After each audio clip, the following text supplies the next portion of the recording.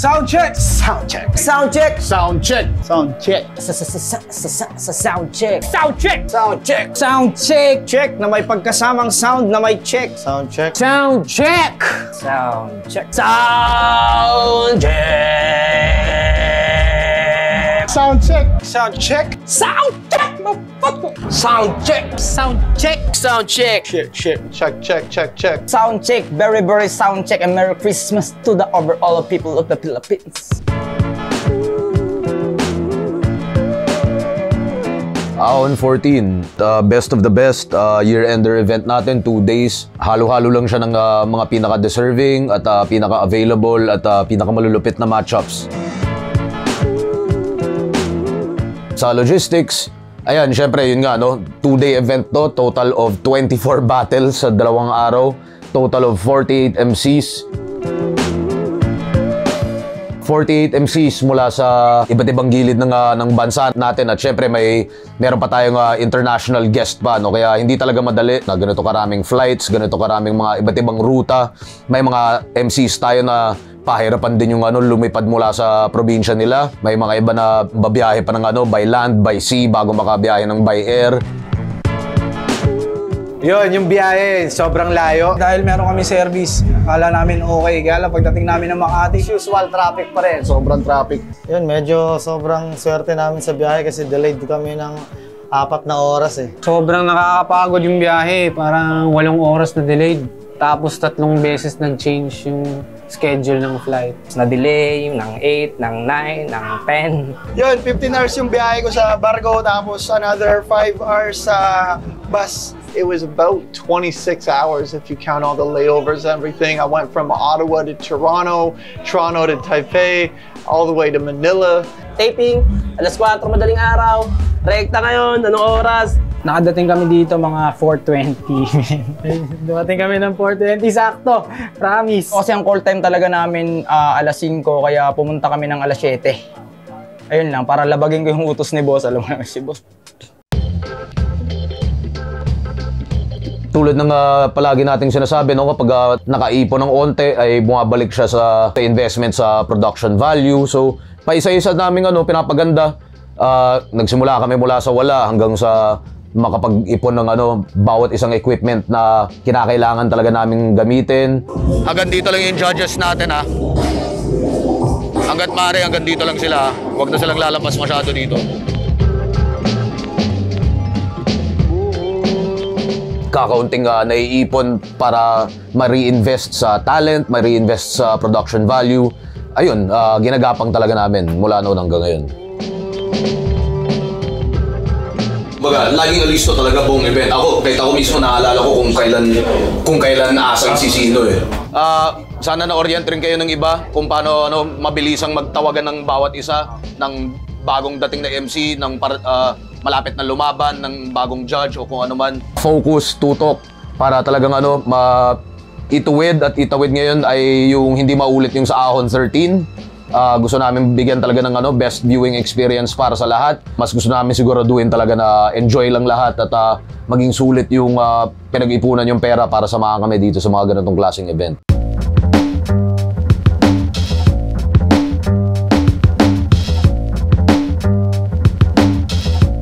Fans na pumila ngayon, galing pa sa mga malalayong lugar. Meron nga ako kasabay ito, taga Bicol, Bulacan, Parañaque City, Pinagbuhatan, Zambales, Baguio, From Isabela, Iriga City. Tombang Bicol, Nova Scotia, Canada. Alauna. mag-alas 4 na yan, inagahan natin. Inagaan ko talaga kasi early bird eh, kasi may daw, may freebies daw. Gusto kong makapwesto sa unahan. Gusto nga pala mag-sorry sa asawa ko.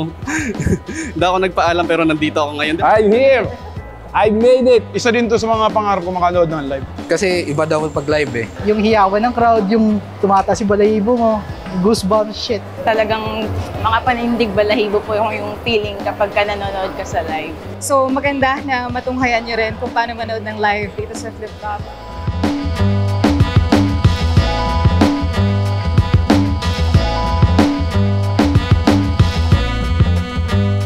Flip Top Beer. Okay, tatry ko yung flip-top beer. Bago po yun, di ba? Bago. Makatikim ng flip-top beer. Titikman ko talaga yun, boss. Sakto, may 2 beer stop yun. Gang-gang talaga, boss. Basag mamaya. Yan, may 3 flavor na Amph Ale, Calamansi IPA na Barako Porter. Matitikman nyo ngayon sa Ahon 14. Ahon 14. Ahon game. Ahon 14. Ahon 14. Ahon 14. Ahon 14. Ahon 40, let's go!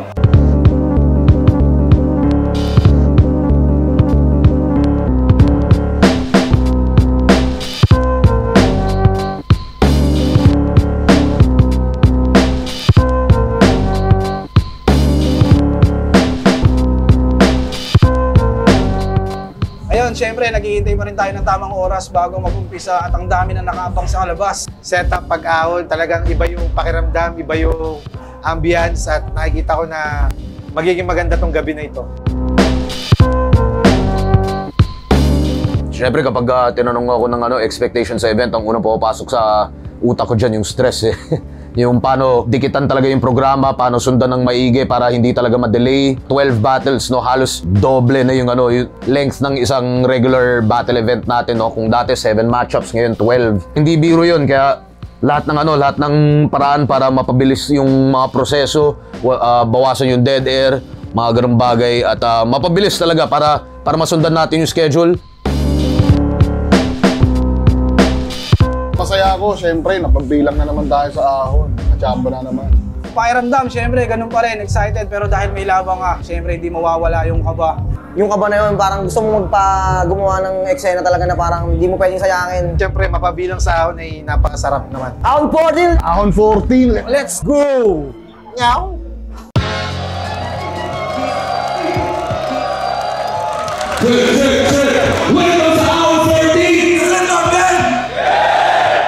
C9 versus Charisma. Dalawang napaka well-rounded, dalawang parehong kaya mag-technical, pwede rin kaya magpatawa, parehong may malupit na rap ability, parehong may malupit na freestyle ability, at parehong may malupit na stage presence. Tingin ko, medyo lamang lang si Charisma ng onte sa volume ng boses. Ayun, tingnan natin. Tingin ko, bakbakan to.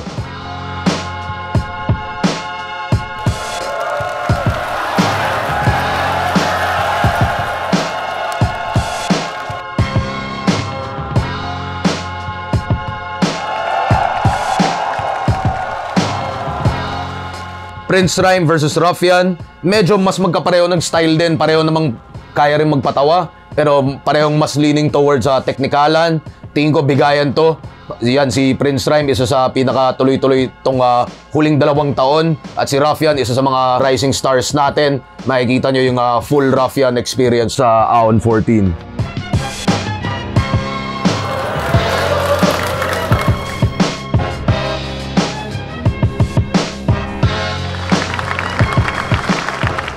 Serdeo versus Bagsik. Ayan, kakaibang laban. Siyempre, si Bagsik galing na siya sa unang panalo niya. At si Serdeo, ayan, andyan pa rin. Expect the unexpected pagdating dito.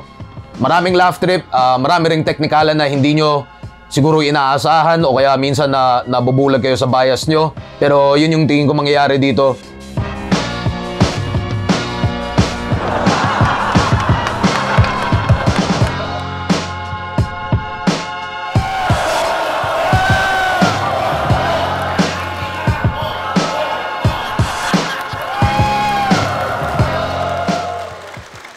Yung nagpasabog ng unang laban, good sa'yo. Simula pa lang, pero ramdam ko na yung din, appreciation ng tao.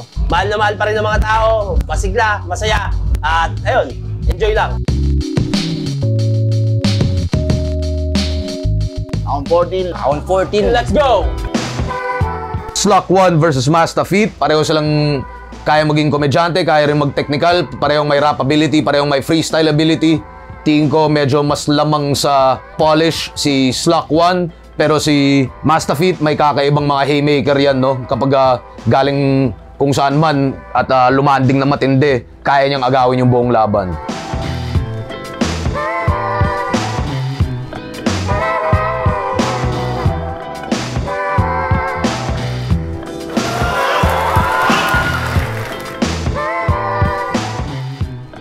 JD versus Vitrum. Parehong matindi ang aggression, parehong matindi ang stage presence. Medyo mas lamang sa aggression at stage presence si JD, pero parehong barubal makapag-battle, parehong hindi umaatras. Tingin ko matinding dikdikan to.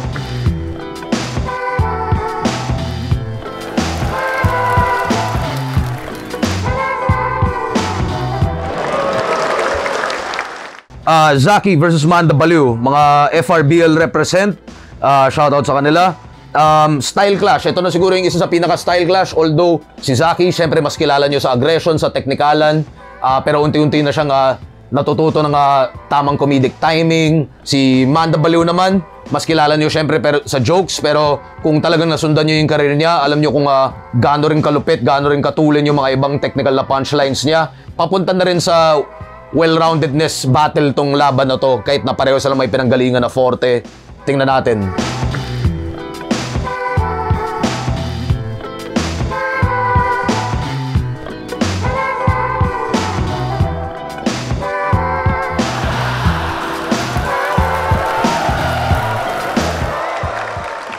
After battle, enjoy natin flip top beer. Sobrang sulit yung hagod. Ito beer to ni Kuya Kebs. So, pawis ni Kuya Kebs to. Pinagalang pawis, tsaka dugo. Mamaya-maya, titikman ko yung tatlong iba-ibang flavors ng flip top beer.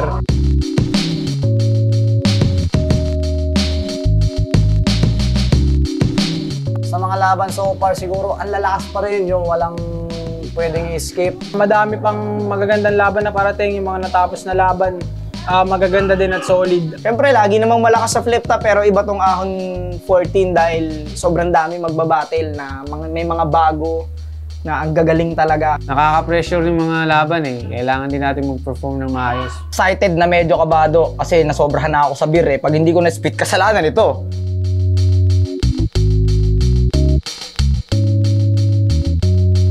Ahon 14! Ahon 14! Ahon 14! Ahon 14! Ahon 14! Get! Ow!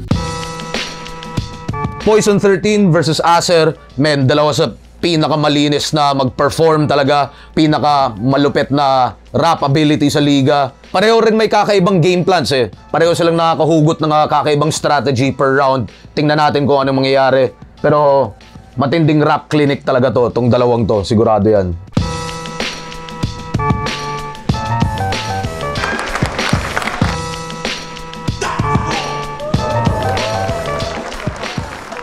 Jonas versus K-Ram, parehong may strength sa comedy pero pareho rin kaya mag-technical talaga. Kung ano man yung piliin nilang pareho sa battle na to, kahit mag-horrorcore pa silang pareho, ay tingin ko panalo tayong lahat.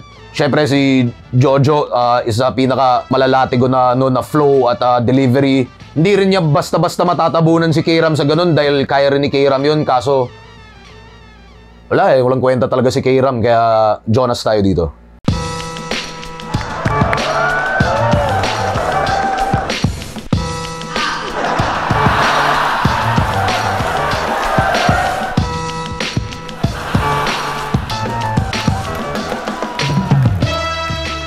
GL versus Plaridel, yan, tanga na teknikalan, digdigan tong laban na to. Lagi na lang sinasabi na teacher daw si GL, di talaga totoo yun, para matagal ko nang alam yung totoong trabaho ni GL. Si Plaridel, yan, teacher talaga yan. Ganun pa man, pareho silang mala teacher talaga pagdating sa pag-construct nila ng mga angles, ng mga konsepto, ng mga eksperimento. Sana makarinig tayo ng mga putangan ng kakaibang konsepto mula kay GL at kakaibang mga wordplay sa sariling estilo ni Plaridel. Dikdikan to.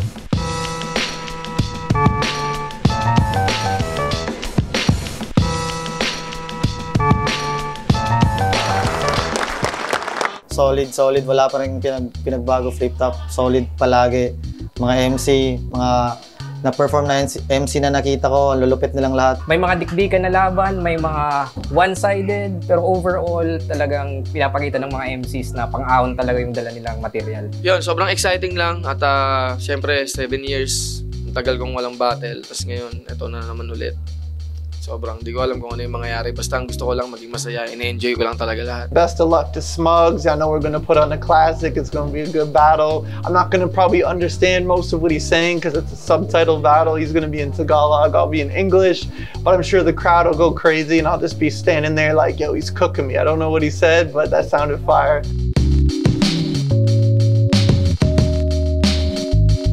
Ahon 14. Ahon 14. Ahon 14. Ahon 14, let's go! Ahon 14, Sharon, let's get it.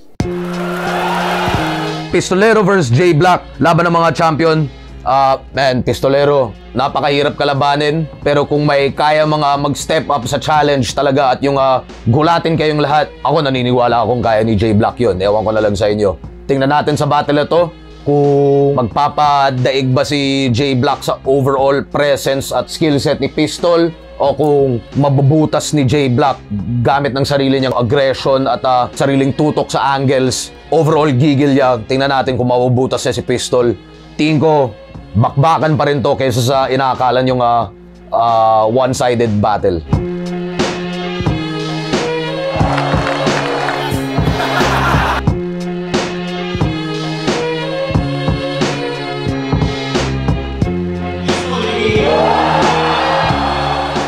Sherdan versus Sak Maestro. Ito na siguro yung pinaka-style clash. Tingin ko rin, isa rin to sa unexpected matchups. Underdog matchup, tingin ko nga nasa sa kanila pa rin naman yun kung may lalabas nila yung Super Saiyan nila o hindi. Kung may lalabas nila yung larong alas nila o hindi.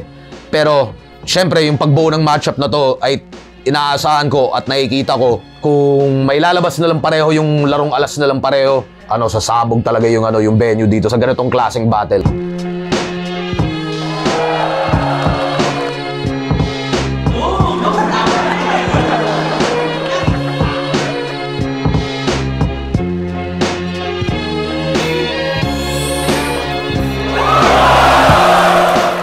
Smugglers vs Sharon. Siyempre, subtitle battle. Ang pagbabalik ni Smug na walang laban ng 7 taon at ang pabalik ni Sharon na walang laban sa flip top ng 10 taon. Style clash kung style clash. Ultimate Battle Rap Universe crossover yung mga ganitong laban di ba? Pero para sa akin, tingin ko wild to. Wild at laugh trip. At siyempre, maraming salamat sa kanilang pareho at lalo kay Sharon sa pagkulit sa akin para pabalikin siya dito. At shoutouts kay Smug sa pagtanggap ng challenge. At tingin ko napaka-enjoyable ng battle na to.